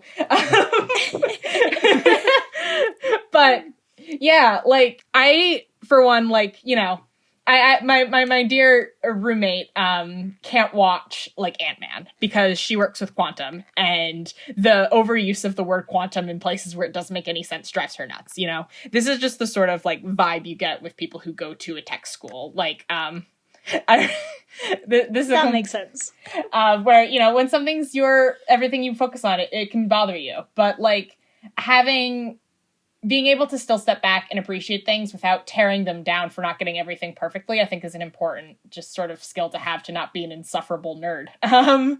So like, well, I really love being able to come on here and like chat about things that I study and things like that, and how it works, and getting people excited about like lasers and science, because there's so much cool science you can do with lasers. And so, no, I wouldn't want to change the episode to be more accurate, because if we change the episode to be more accurate, there wouldn't be a space laser satellite, you know? Mm-hmm. I think that's really well put. Yeah, and as I've said multiple times across Tumblr and Discord and on this podcast, we don't love this show for its accuracy, its good animation, its consistency, its anything. I don't know why do we love the show. We don't love it at all. Why are we watching this? Right, but also there is the baseline that they made a whole virtual world with an evil AI. So we threw accuracy right out the window with that. You know, keeping in mind that there's giant teddy bears, there's space lasers, you know, there's a plague, like there's food that comes to life. Oh god, I always forget about that one. Yeah. No, it's part of its charm, right? And I think at some point we will do kind of a deep dive into like, you know, specific people's like what they love about CL and like why it's got such a big draw. But one of them is just, you can take something that is this ridiculous. And I watched the episode, and obviously I didn't have the satellite background, but I still enjoyed it. I still like, you know, love the character moments and the tension and the drama, and I still like found it a really entertaining piece of TV. And that is like, you know, ultimately what it sets out. It does what it sets out to do, right? Yeah, I agree. I said this before we started recording too. I found this episode to be a lot like more fun and like quicker than End of Take. Because I mean, End of Take wasn't bad, but this episode had, I feel like, better pacing, even though there was like a lot of cuts like throughout, you know, cutting back and forth. There was a very clear plot that was set up at the beginning. The whole space laser thing is absolutely ridiculous, but like that also adds to the ridiculousness of these middle schoolers found a whole virtual world in an abandoned factory. This might as well happen. Yeah. Exactly. Yeah. Honestly, like, the only thing in the episode that, like, really bothers me, like, story-wise, is just the stealing the phones back never having any sort of payoff, like, why they needed to do that in the first place, other than to establish that they don't care that much about the rules, because they decide that Yumi...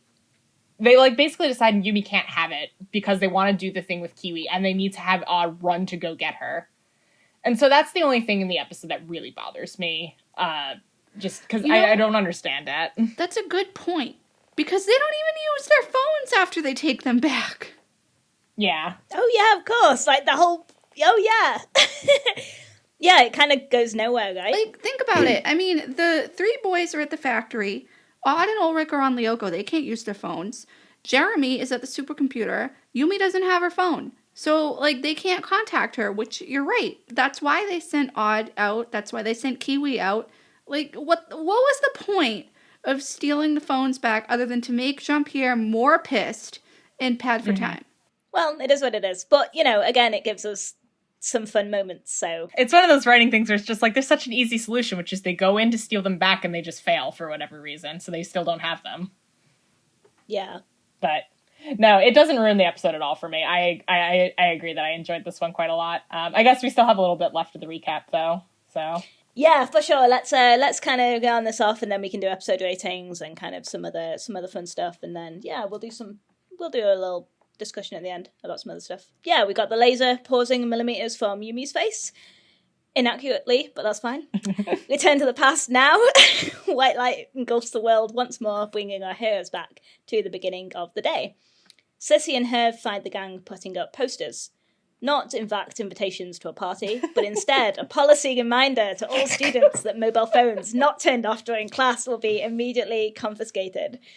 Sissy storms off in disbelief with Herb in tow. How could they be such teachers' pets? She'd like to see someone try and confiscate her mobile. Yumi, like an odd laugh, and we pan up to the sky. and the episode ends. Real God, that last quick. bit is so funny. Yeah, go on. Real quick about We got time. Sissy. We got time. When she says, I'd like to see them take away my mobile, you can very faintly hear as they're walking away, her being like, wow, Sissy, you're so brave. Yeah! I totally missed that. No way. It's so fun. Yeah. Especially because I think that's like Herf's only line in the whole episode. Yeah, that too. It's the only line because he didn't get to answer that question in class because his phone went off. Oh, that would have been such a fun bookend, actually, if he'd like opened his mouth to say something and then his phone rang. I'm just saying. But yeah, that is a great catch. I totally missed that. I guess I just kind of, because it's immediately relevant, the outsider POV part of this episode is just so funny to me. Ulrich, Ard, and Yumi become staunch advocates of the no phones rule, seemingly out of nowhere. They then proceed to be enormous hypocrites for the rest of the series and continue to blatantly use their phones at every opportunity. Like, I cannot imagine any other member of the Caddick student body being impressed with them here. I think our friend Yoshi had a headcanon that those posters were found like stuck on their door and like shoved under their door, just as a like fuck you, like, you know. Which I fully subscribe to. You know what, too, about the phone thing? And I want to talk about this more in depth when we get to it.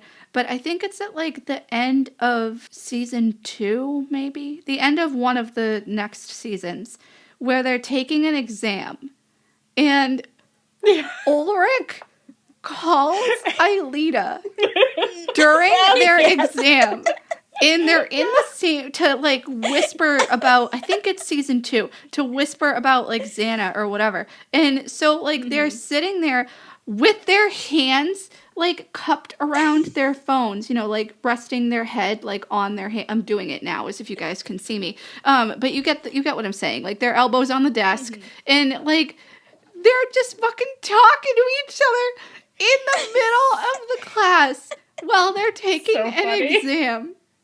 And it's like, how oblivious are these teachers?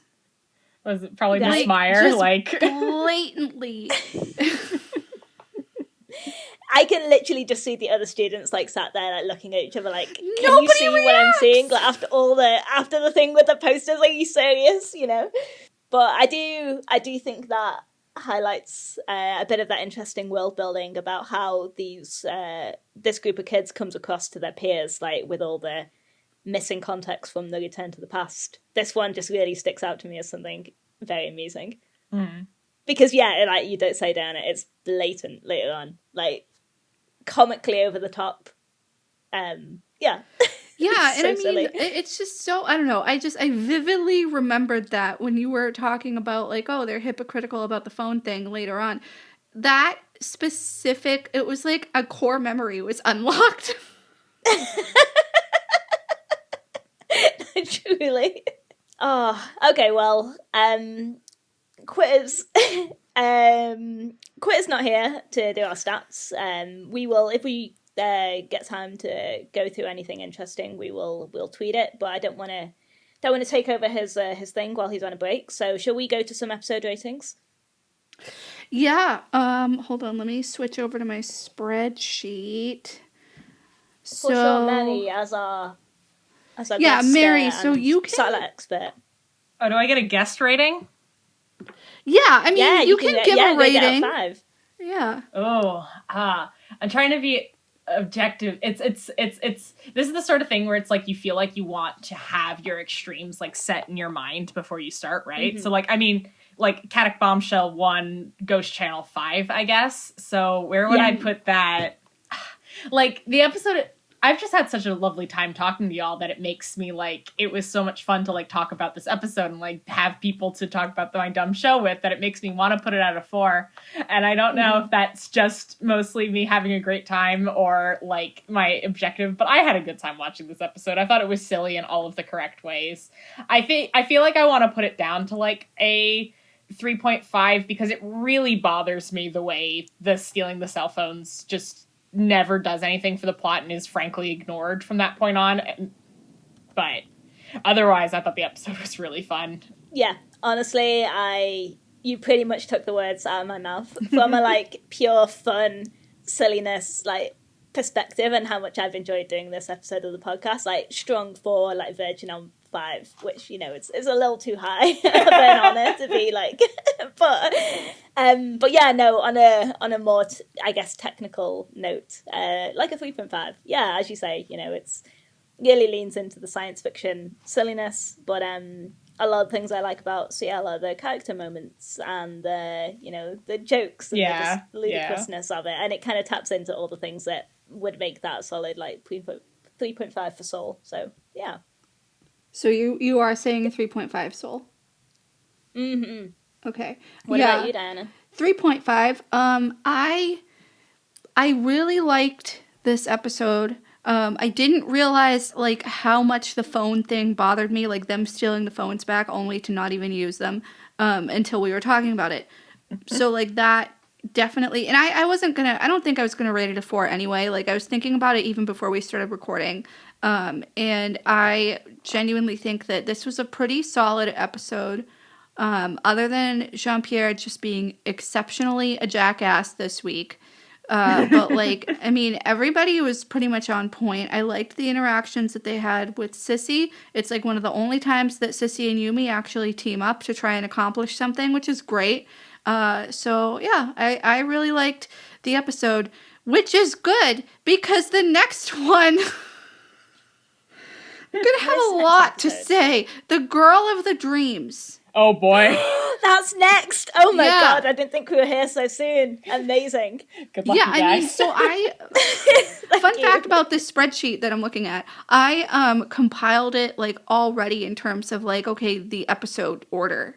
And I did this by looking at Wikipedia. And also, when I was watching it on YouTube through the official Code Lyoko English channel, it said that the next one was episode 10, like in the little recommended thing on the side, which is The Girl of the Dreams, which, as you all know, is not one of my faves. So this will be fun.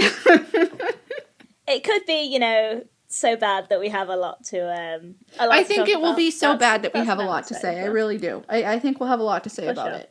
I mean, you know, end of take, I started with, hey, this is going to be a short one, we don't have much going on, and then, like, 2 hours later, Springfield Voice, 2 hours later, here we were. So, yeah, you know, that's fair enough. Yeah, thank you for doing the spreadsheet, Diana. That is going to be really fun to look back on as we get further and further in and see how it changes over the series and what our highlights are. Yeah, I'm looking forward to going over, like, the averages, because it's already tallying out the average. Like, it does it automatically at the bottom for me. So it'll be good to go over, like, each season, because I have each season separated into, like, a different, like, sheet within this document. So I'm, like, when we get to the end of season 1, it'll be interesting to see, like, what we each rated the whole season, like, out of 5. Yeah. Just looking at our running tally of things, Jeremy Belpoir crime count to this episode was there was a crime committed in terms of hacking a military satellite, as you do. No big deal. Yeah, casual. Classic Jeremy. Yeah, we've got one piece of listener mail. We can do that, and then I guess we want to have any closing thoughts that can round out the last 10 minutes. So yeah, do you want me to read this one out, Diana, or would you want to do it? Yeah, would you mind doing it? Yeah, for sure. So our listener mail this week, we just have the one from Tiffany. Hey guys, Tiffany here. I find it kind of funny that Sissy says, ever heard of solidarity to Yumi? I was like, yeah, girl, she's in the middle of one right now. Jeremy has this hacker stuff down pat. Makes me wonder what he'll do with his talents in the future. Also, there's a lot of sacrificing going on in this episode too. First Odd, then Yumi. Personally, if I saw a laser beam coming at me like Yumi did after she tripped, and it froze right before it hit me, I'd probably faint. With a laughing emoji. That is a big mood. For sure. Sissy really does not have any self-awareness this episode, hey? Like, she never shows any solidarity to Yumi. Perhaps ever again. Yeah, you know, That's kind of classic her. And what will Jeremy do with his talents in the future? More hacking. That is certainly guaranteed. Yeah, Danny, got any other? I like to think that he would probably end up working for some sort of like government agency. I know, like, here in the US we have like the 3-letter ones. I don't know what the hell France has. Well, I know what they have, but like I can't remember. I did research for the fan fiction that I'm writing. And so I would like to think that he would work for one of like the probably like the Interior Security Department of France, which, like, to my knowledge is probably, I think, similar to like the FBI or something in the US. The DGSE is Yes. the French equivalent of MI5. That. Thank you. Can't tell you what that stands for, but So like I feel like he'd be able to put a lot of what he learned with Xana and Lyoko to use, but he would obviously have to go to like an accredited university in order to like show that he has like the skills on paper, instead of just being like, yeah, I ran a whole entire quantum computer for like 3 years. yeah, and that kind of forces Jeremy into a whole other skill set too, you know? I mean, he's great with computers. Is he? I mean, he's pretty great academically across the board, but, you know, there's more skill sets involved, which will be interesting to see that challenge for him, and how that might pan out. Mary, any headcanons for what Jeremy ends up doing in the future? Yeah, so, like, I feel Jeremy definitely gets some sort of, like, computer science job, but the question is just sort of, like, does he end up really burnt out from, like, the area of what he's been doing with the Lyoko stuff and wants to do something that's a slight offshoot? There's, like, CS is a huge field. There's a million things you can work on.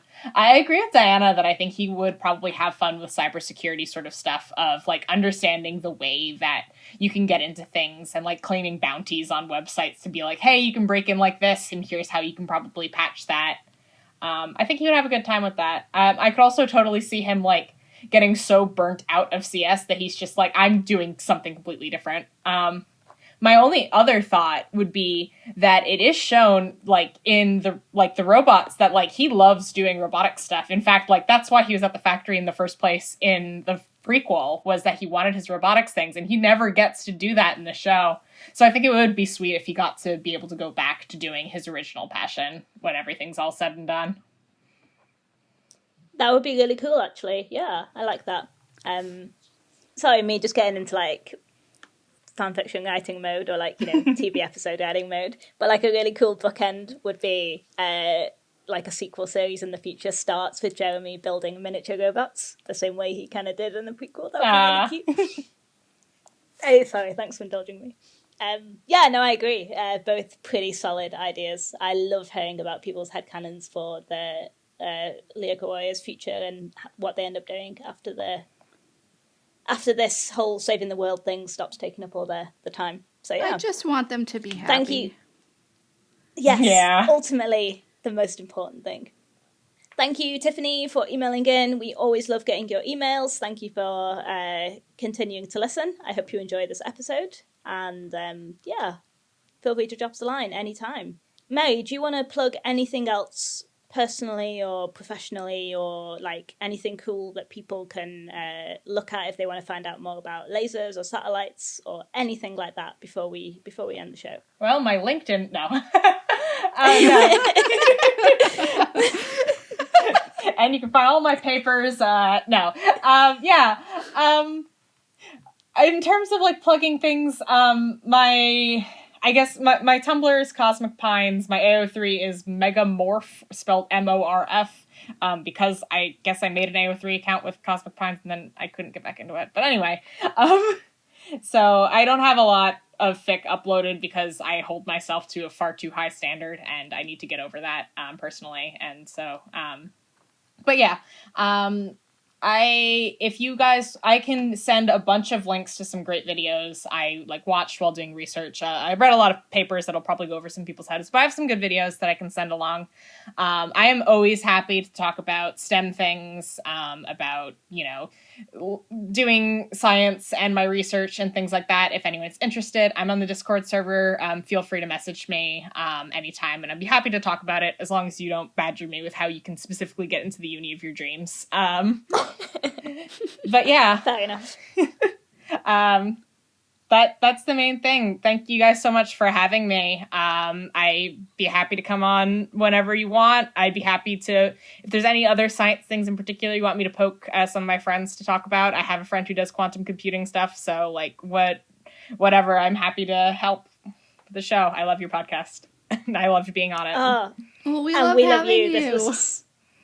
This was so much fun. You are 100% welcome back. We would love to do more science deep dives with you. This was literally so much fun. So thank you so much. And we will drop all those links in the show notes. So look out for those. And yeah, thank you for teaching me a lot of stuff about satellites. Yeah, of course. And thank you for listening. Yeah, anytime. Yeah, I mean, like Soul said, we learned a lot, and it really helped to flesh out like a lot of the things that were happening in the episode, to look at them from a different, more real world kind of perspective. Definitely, and we would like to do more episodes like this in the future. If you are a subject matter expert in anything that comes up in Code Lyoko and want to be on the podcast, please let us know. Drop us a line at apodcastwithoutdanger at Gmail, etc. Yeah, let us know. Diana, if you want to do the outro before I end up kind of just rambling as I tend to Before you end up doing the outro. I'm so sorry. I'm such a dick about it. I'm like, no, wait, that's not my thing. Sorry. No, you're not. It's fine. I just think it's funny. If you want to email us like Tiffany did, you can do that by sending a message to apodcastwithoutdanger@gmail.com, and we will read your message and respond to it on the, well, I was going to say on the air, but we're not live. When we record. If you would like to follow us on Twitter, you can do that at Code Lyoko Pod, and in our link, you will find our link tree in our Twitter that has a permanent invite to our Discord server. Please join that. We love talking to people. We've built a really fun community over there. If you're listening on a platform that allows you to rate and review, we ask that you do that. Please, that it will help our podcast be found in the algorithm of the internet. Thank you so much. We have an editor now. To our editor, YoshiStack. She is also a friend of the podcast and in the Discord server, and she edited our last episode. She did a really great job. So thank you so much for that. Thank you to our friend shookethspeare for naming our podcast, and to our other friend Gill for creating really cool episode thumbnails for us. Also, a shout out to Carthage Subbing. They are a fan production making English subtitles on the French episodes, and they're looking for volunteers. You can check them out at carthagesubbing.tumblr.com, and the information for that will also be in the show notes. Our next episode is The Girl of the Dreams, or The Girl of My Dreams, however you want to look at it. I think it's like written two different ways, several places on the internet. And with that, thank you so much for listening.